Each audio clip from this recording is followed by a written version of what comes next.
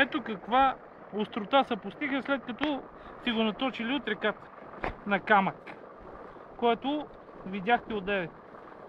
Вярно, че дървото е меко, това е върбаляк от реката. Ето, жив върбаляк.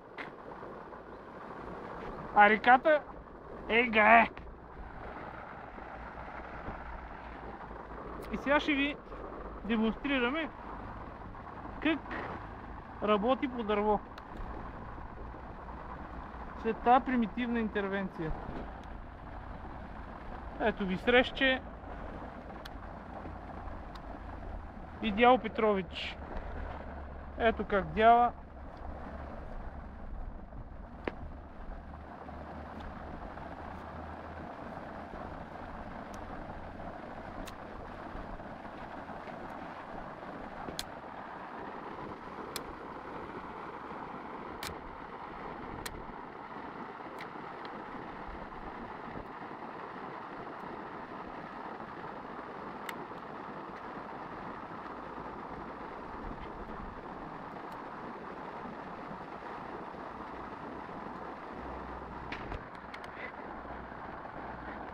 На багажника са червейци.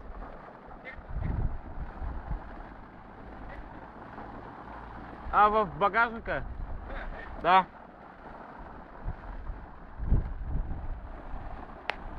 Вижда ли се ясно? Много хубаво също. Чакайте, ще направим биля. Ама... Да го изгняви. Ай, стига толкова. Мисля, че става ясно.